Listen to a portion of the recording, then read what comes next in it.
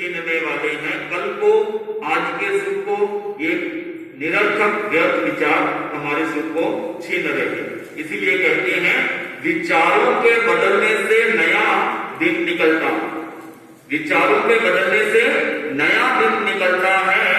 सिर्फ सूरज के निकलने से ही सुबह नहीं होती, सिर्फ सूरज के निकलने से ही सुबह नहीं होती है, विचारों के बदलने से भी इंसान की जिंदगी में नया दिन निकल आता है।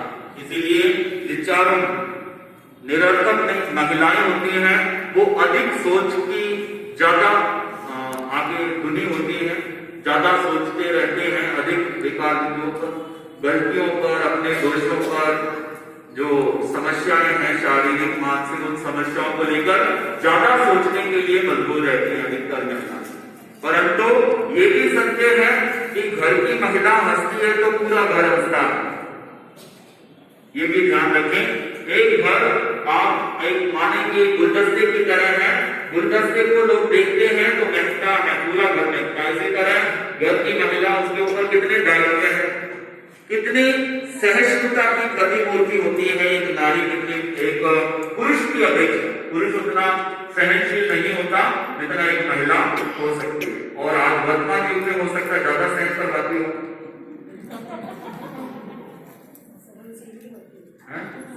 सहनशील तो सामने वाले को भी ज्यादा सहन करवाता हो सकता है। तो अपने मन को निरंतर उत्सव में रखें, ज्यादा भविष्य में ना लेकर जाएं। जितना भविष्य में जाएंगे उतना ही मन परेशान रहता है। इसलिए कहा गलतियों से जुदा तुम भी नहीं और मैं भी नहीं, हम दोनों इंसान हैं, खुदा तुम भी नहीं और मैं भी नहीं। मैं तुम्हें इल्जाम देता हूं, तुम मुझे इल्जाम देते हो, मगर अपनी तरफ झांकते तुम भी नहीं और मैं भी नहीं। गलत फहमियों ने पैदा कर दी बीच में हमारी दूरियां, वरना बुरे तुम भी नहीं और मैं भी नहीं। ये सारे विचारों का द्वंद्व है, विचारों का प्रतिकार है, विचारों का प्रतिवाद है, विवाद है। तो संवाद कब बनेगा? जब वैचारिक विवाद मिटेगा, वैचारिक विवाद मिटेगा, छूटेगा तो अंदर में संवाद हो। बिना संवाद के कोई परिवार, कोई संस्था आगे नहीं बढ़ पाती। सब कुछ ना कुछ मन में रख लेंगे, नहीं बताएंगे। आज कोई मनप्रभ ज्ञान तो है, 25 बोल के नोमा बोले उपयोग पर, उसमें एक 5 ज्ञान अवधि तो हो सकता है, उसके ऊपर कोई विच्छेद नहीं है। 3 ज्ञान का कोई विच्छेद नहीं है वर्तमान में, 5वां ज्ञान का है मनप्रभ ज्ञान। तो कोई मनप्रभ ज्ञान तो है नहीं, और अगर हो भी जाए तो बहुत बड़ी समस्या हो जाएगी, और अगर वर्तमान में हो जाए तो बहुत बड़ी समस्या हो जाएगी, बहुत दंगे फसाद हो जाएगी। घर से आगे निकलता है, सामने कोई आ गया, अर्जेंट काम पर जाना था, मन में तो सोचता है कहां से आ गया मनोज, और ऊपर से कहता है जय जिनेन्द्र साहब पधारो चाहे। अब ये बात उसके मित्र को पता चल जाए तो संबंध टूट जाए। इसीलिए सूत्र बनाओ भगवान महावीर का, ये मनप्रभ ज्ञान नहीं वर्तमान में रखा।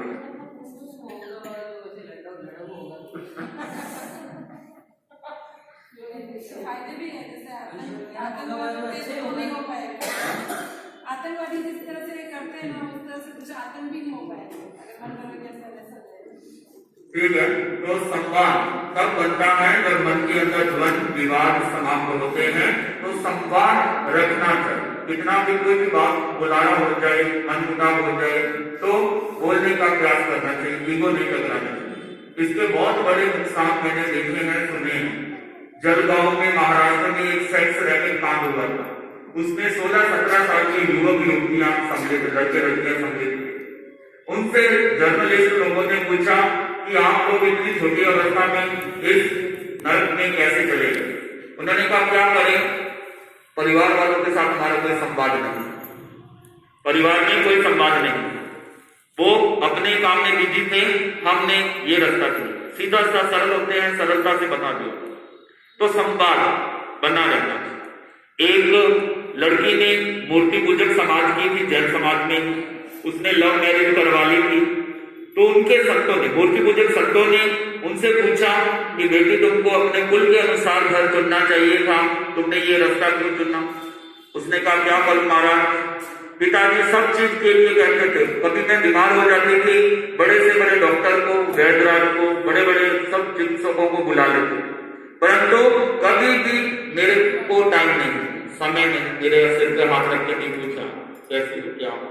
हाँ, कोई फैसिलिटीज में कोई कमी नहीं, सुख सुविधा में कोई कमी नहीं।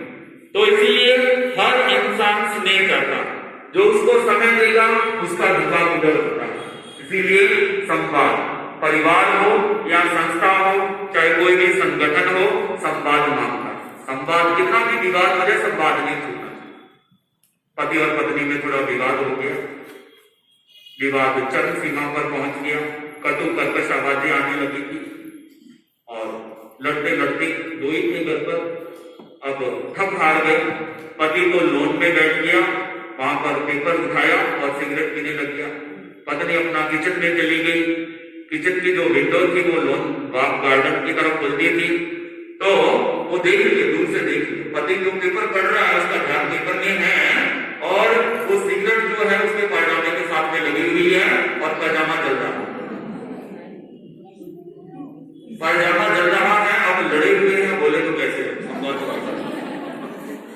अब बोले तो कैसे? तो पत्नी ने वहीं से गीत गाना शुरू कर दिया, किसी की अला जले, किसी की बला जले, किसी का जले पायजामा, किसी का जले पायजामा। तो उसने देखा कि इशारा तो मेरी तरफ भी हो रहा है, तो उसने देखा और वहां से उठ रहा था, साफ किया, सिगरेट को छोड़ा और वहीं से उसने भी गीत गाना शुरू कर दिया। लड़ती है, झगड़ती है, पर घर वाले का ध्यान तो पूरा। तो विवाह खत्म हो गया, वो गुस्सा कपूर की भांति उड़ गया, काफिर हो गया। तो जितना भी विवाद होते, संवाद नहीं, संवाद जितना बनेगा रिश्ते उतने मजबूत बनेंगे, संबंध उतने मजबूत बनेंगे। छोटी छोटी शंकाओं को दिल में नहीं रखना चाहिए। इंसान को मन का वहम और अहम दोनों ही इंसान से जुदा कर देते हैं।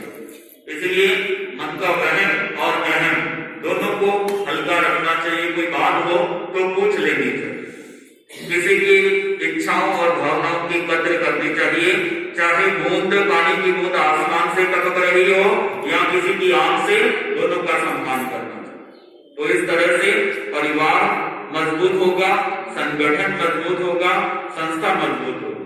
पूछ लेते हैं, कभी कोई नहीं कहता, मान लो अब गुरुदेव के यहाँ पर 4 दिन में कोई बात संसदियां स्वयं चलाकर गुरुदेव को निवेदन नहीं करते, परंतु वो हर एक की चेहरे की भाव भंगिमा को पहचानते हैं, क्योंकि ये मन एक राजा है और आंखें उसकी दीवान है।